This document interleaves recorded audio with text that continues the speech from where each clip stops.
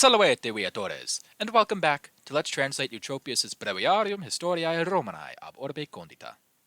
Last time, 300 noblemen from the Fabian family decided to screw around and find out against the Fidenates, and then we saw one of the most famous examples of a dictator in Cincinnatus get barely a passing mention in a 4-line chapter. And because of that, we discussed how interesting it is to look at what Eutropius, who is adapting a story by another author, decides to uh, focus on, leave out, and barely mention, and how he feels and why he might do such things. This time we move on. Anno tracentesimo et altero ab orbe condita. We've seen this phrase plenty of times before from the founding of the city. And tracentesimo et altero, so this is in the 300th and other year, and by other it means like the next year, so the 301st year from the founding of the city. I actually kind of like this. This is interesting. I'd never use it myself, but it's an interesting way to say the 301st year. Imperium consulare cesavit. So Imperium is our, not object, but subject, and consulare is adjective modifying it. It is, you'd normally find this as consularis, or consularis, and this is just the neuter nominative form of it, since adjectives have to match their agreeing noun in gender, number, and case. So it's going with imperium. So consular power ceased, and pro duobus consulibus, instead of 2 consuls, decem facti sunt, 10 are made. Qui summum potestatem haberant, who, like the 10 who have haberant summum potestatem, like the highest power. I kind of want to say ultimate for summum, but I don't think that's quite how it could be translated, but I'm just going to say highest, even if I do want to say ultimate, because I think it sounds cool. Decemviri nominati. They were named, or called, decemvirs, which, very, very unique name, Romans. A council of 10 men to help rule Rome. Let's call them 10 men. Good job. Good job. So to sum up this first sentence, in the 301st year, I'm just going to say first instead of the next, because who the heck says the 300 and next year in English? So in the 301st year, after the founding of the city, or from the founding of the city, the consular power ceased, or in just general, consular power ceased. And instead of 2 consuls, because pro could be like 4, but also instead of, so instead of 2 consuls, 10 are made who have the highest power, named decemvirs. Sed cum primo anno bene egisent. But, and cum, it's the conjunction here, not the preposition. Even though it looks like it kind of could be, because primo anno right after it is in the ablative, but that's just time when on its own. Since cum, I've normally been translating it as when it's the preposition, but it could also be specifically with the subjunctive, which we've got the pluperfect subjunctive here. It could also be although, so, but although primo anno in the first year, bene egisent, they had like conducted or done well. Secundo in the second, unus ex his, one of these or from these men, Appius Claudius. We're just going to skip all this for now because this is in the genitive modifying filiam, and this whole relative clause is describing Wigini, so just skip all that for now. Filiam virginem corrompere voluit. So one from these, Appius Claudius, wanted to like corrupt or probably better seduce the virgin daughter of a certain Verginius. And a certain Verginius who militarat is like serving as a soldier. Well, let's just read this straight out first. Qui honestis iam stipendiis contra Latinos in Monte Algido militarat. So militarat, serving as a soldier, so he served as a soldier against the Latins on Mount Algidus, which we actually read a little bit about. And honestis iam stipendiis, I suppose like I think even would work here, and these are in honestis and stipendiis are in the ablative, and I think it would be like with like an honorable service, perhaps. Actually, let me check the tense of militarat. It is pluperfect, so he had finished his service. So this clearly the word stipend comes from the word stipendium, which is what the nominative form of stipendis. But like maybe it could be like an honorable stipend if he's like receiving money for his service since he's finished his service. But I think an honorable service, like he served Rome well in the war against the Latins. I think that's the main point. So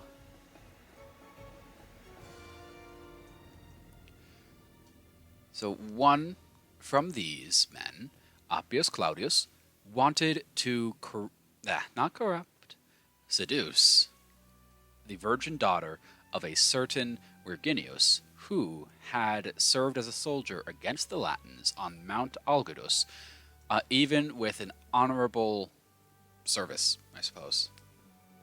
That's not the best, but eh. Quam pater occidit, and whom the father killed.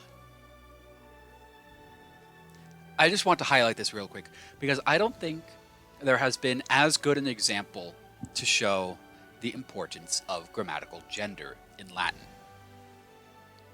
Now, I've been assuming that everyone watching has a basic grasp of grammar in Latin.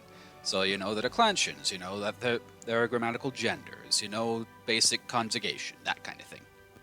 But just in case you don't know, Latin has 3 grammatical genders: masculine, feminine, and neuter. What these serve to do is basically what grammatical gender is just groupings of words, not completely, like, not always related to like their real world counterparts. And sometimes it's a little inconsistent, but it doesn't really have anything to do with like gender identity or anything. It's just ways of grouping words. And as I just mentioned earlier with Imperium consulare, these serve to help really like explicitly show what words are agreeing with what. So consulare being consulare instead of consulares shows that it is agreeing with Imperium because it is matching in neuter. It is matching because it is matching in gender. If it was consulares, then it would not agree with Imperium, and it must be modifying something else, assuming that the Latin is written right. And here, I can better make my point if I translate the whole sentence, or at least the sentence up to here, in its entirety. So let me just do that real quick. Well, probably from unus up to occidit. So one from these, Appius Claudius, wanted to seduce the virgin daughter of a certain Verginius, who had served as a soldier against the Latins on Mount Algidus with an honest service, whom the father killed.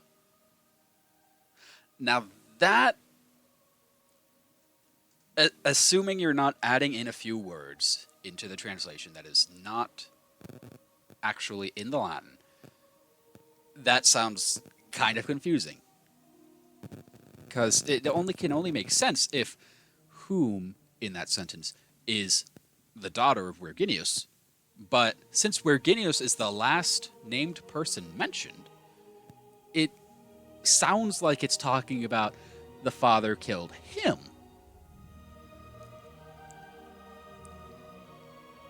But since it is quam here, quam is in the feminine gender.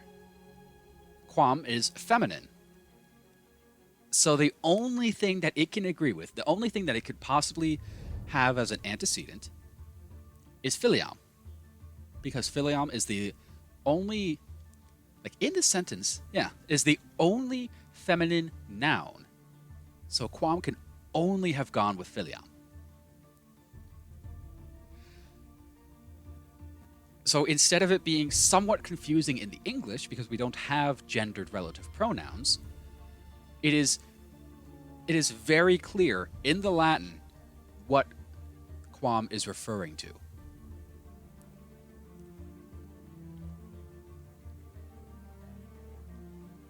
I just wanted to make that point because I just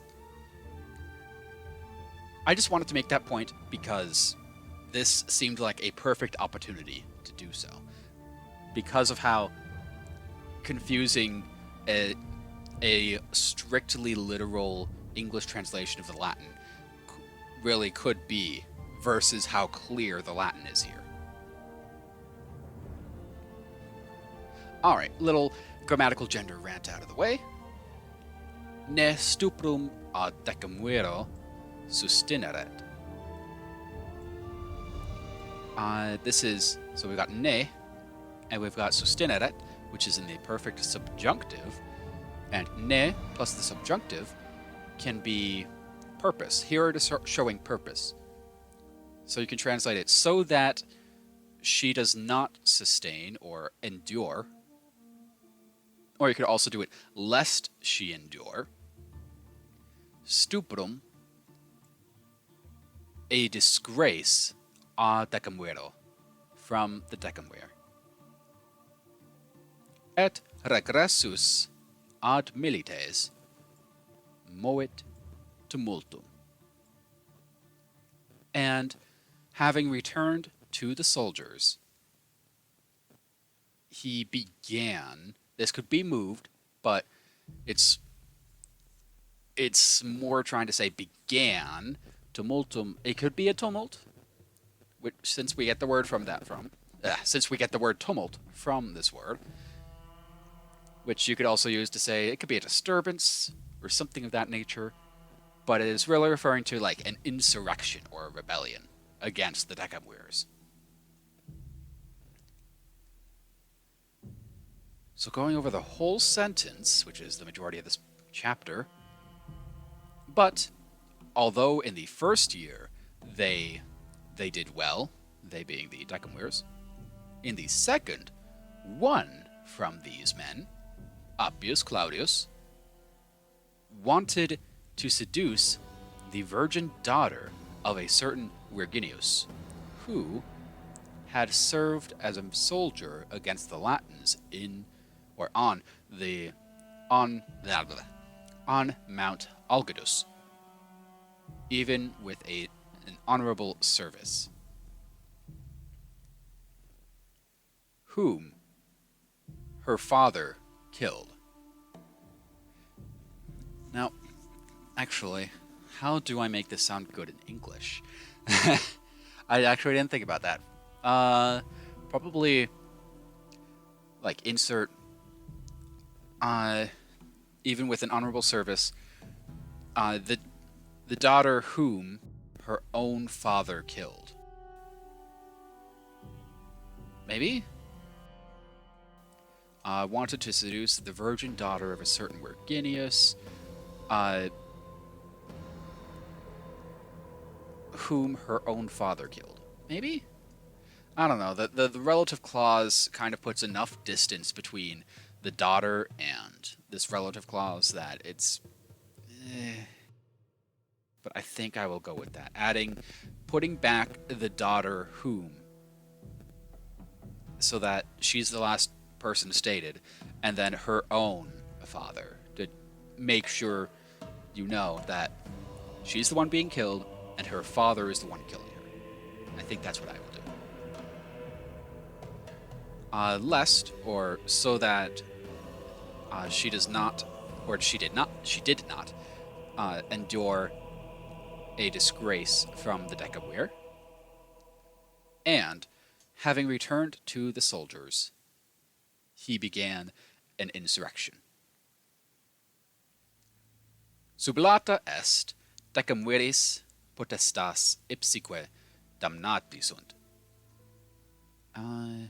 Potestas is the only thing in the nominative here, aside from sublata, but sublata is a perfect past participle, so that's kind of different. It's not the subject, but so potestas, power or the power.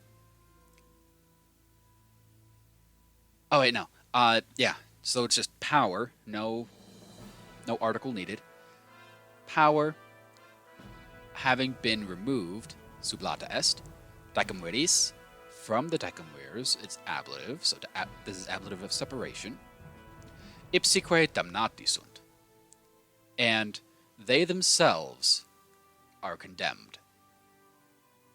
Or were condemned, I suppose.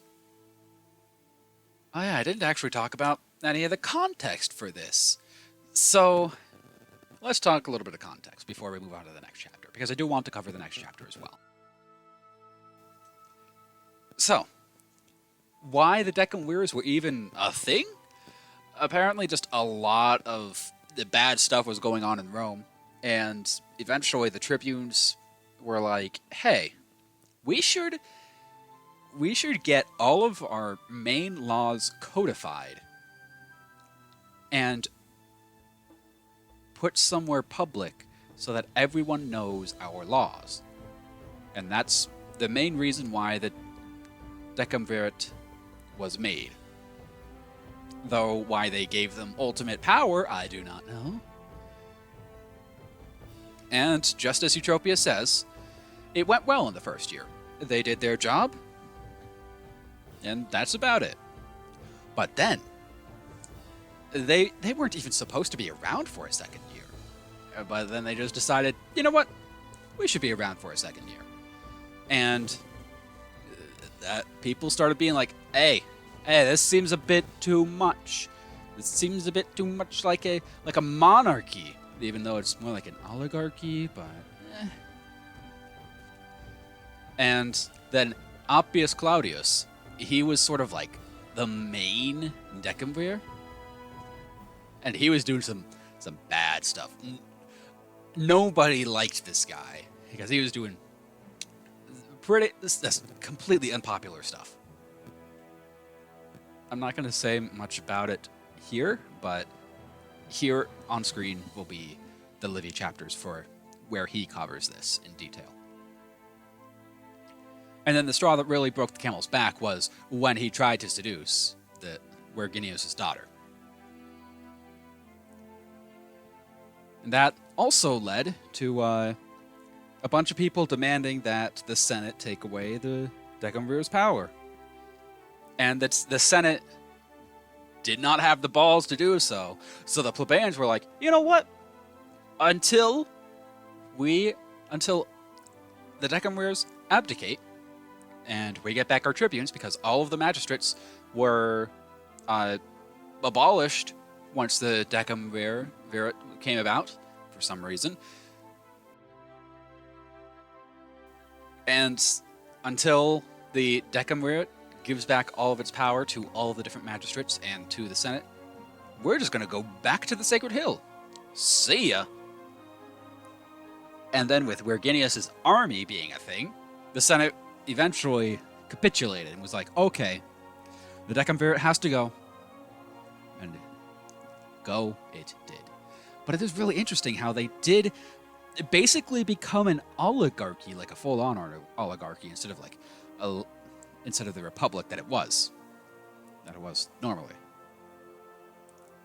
But anyways, now let's move on to chapter 19. Anno tracentesimo et quinto decimo ab orbe condita. In the 315th year after the founding of the city, Fidenates contra Romanos rebellaverunt. So the Fidenates rebelled against the Romans. As it kind of seems a lot of people tend to do. Huh, how about that? Auxilium his praestabant, verb, veentes, et rex veentium dolumnius. The veentes and the king of the veenti, or veentes, Tolumnius, supplied praestabant auxilium, aid, his, to them. Alright, so we've got the Fidenates and the Veentes, both against Rome. Quae ambae civitates tam vicinae urbi sunt, ut Fidenae sexto, way, or way instead of way, which I usually see it written way, like with two eyes, but no, it's just way. Alright. Octavo decimo miliario absent. It's kind of... this is kind of tricky, because the relative clause, as we see usually, like with qui summum potestatem haberent, and quam pater occidit, the relative pronoun usually comes first, and we usually translate the relative pronoun first. But with quae ambae civitates tam vicinae urbi sunt, it's best to have it like after ambae, actually. It's weird. At least that's how I found that it sounds best.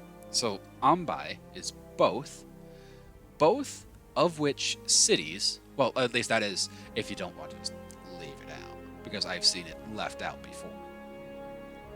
But both of which cities are so, like, close? Yeah, so close to the city of Rome, ut that Fidenae sexto ve octavo decimo miliario absent. That Fidenae is absent, or... yeah, I suppose it's plural because it's referring... Fidenae and way are both the subject of it. It's basically being used twice, so I suppose that's why it's in the plural. But Fidenae is present at the 6th, way is present at the 18th milestone. So Fidenae is just 6 miles away from Rome, and way is 18. And they are super close to Rome. That's why they are especially a threat to the Romans. So both of which cities are so close to the city that Fidenae is present at the 6th, way is present at the 18th milestone. And actually, yes, this is in the present tense. So he is referring to, like, now these cities are that close. Though, I guess Fidenae wouldn't really be that close in Eutropius' time. I don't know if Way was really a thing at his time either, but this is present tense, so I am translating it as present tense. Conjuxerunt se his et Wolski. And this is also weird, or at least weird to me. I haven't read enough Latin to really say if it's really weird in the whole, among all the Latin texts that we have, but et as a conjunction, usually I would think it would be like at the beginning of the sentence, but no, it is right here, and the subject is right after it. But for English, we gotta translate this first, because we put the subject first. And the Wolski, conjuxerunt, conjoined or allied or just joined, themselves, se, his, to these people. So the Wolski join, so now it's the Fidenates, Veientes, and Wolski all against the Romans. Said, Mamerco, I think? Mamerco Aemilio Dictatore, et Lucio Quintio Cincinnato, magistro equitum, victi etiam regem pediderunt. So, but when Mamercus Aemilius when Mamercus Aemilius was dictator, because this is an ablative absolute, we're translating it as such, so when Mamercus Aemilius was dictator, and Lucius Quintius Cincinnatus, master of the horse. By the way, this is not the Lucius Quintius Cincinnatus. This is his son, or one of his sons, since we had already heard that he had one son named Kaiso, who was a giant jerk and got just bad guy. But this is not to be confused with the Cincinnatus. This is basically Cincinnatus Jr., because the Romans liked to name their sons the exact same name as themselves because they just really wanted to confuse people 2,000 years in the future. Victi etiam regem pediderunt. So when Mamercus Aemilius was dictator and Lucius Quintus Cincinnatus was master of the horse, defeated, they even lost. Pediderunt is like an utter loss, so they lost regem, their king. And you can actually translate it in a couple ways here. One would be, having been defeated, they even lost their king, or defeated, sort of like, I would think you'd have two commas around it.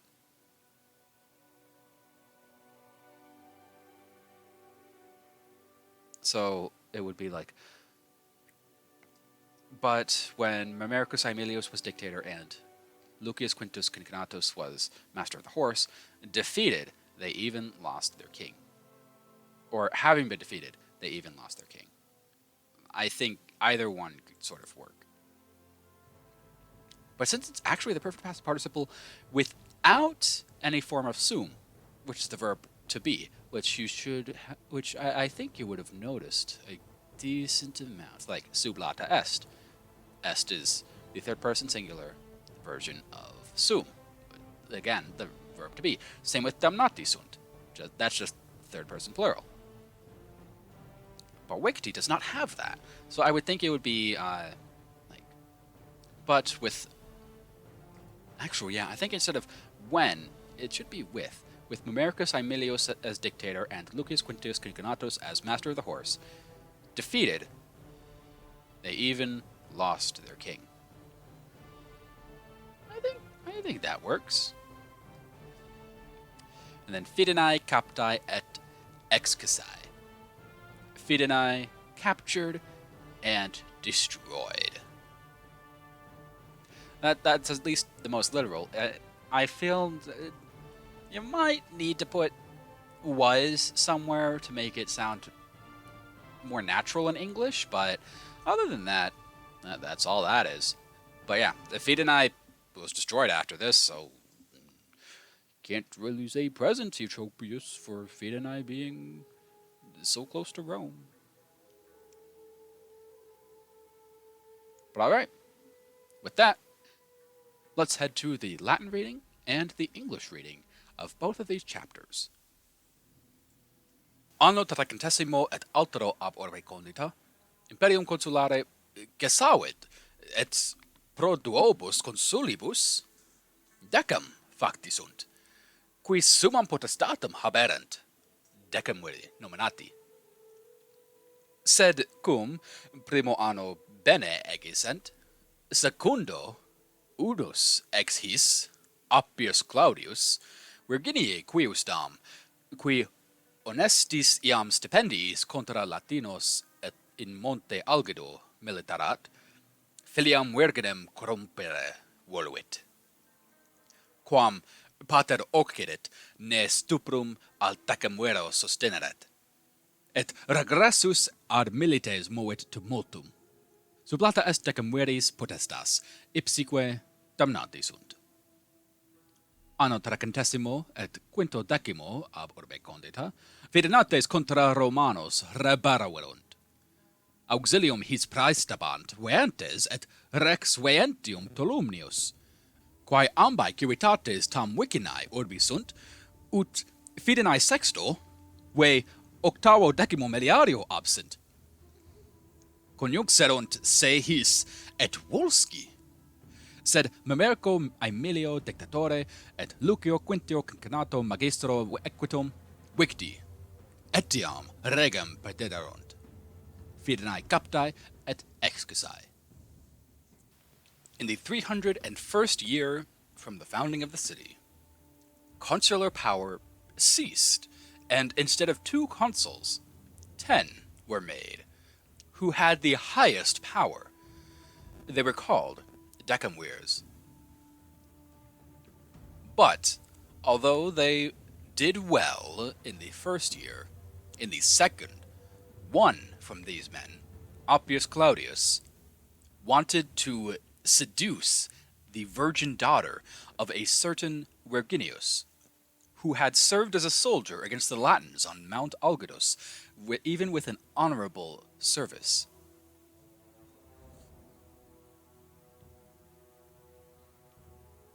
And this daughter whom her own father killed, lest she endure a disgrace from this decemvir.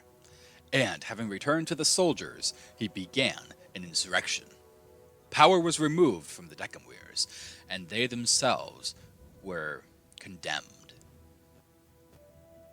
In the 315th year after the founding of the city, the Fidenates rebelled against the Romans.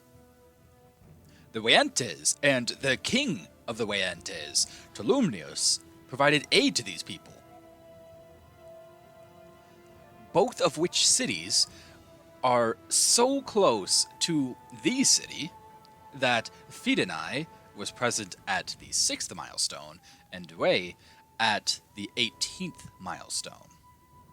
And the Volsci joined themselves to these people.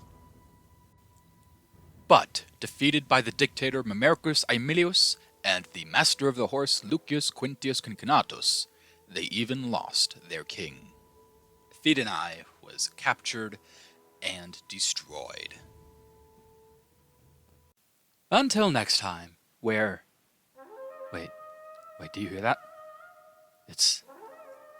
the barbarians. The barbarians are coming for Rome. Best prepare. Valete, Viatores.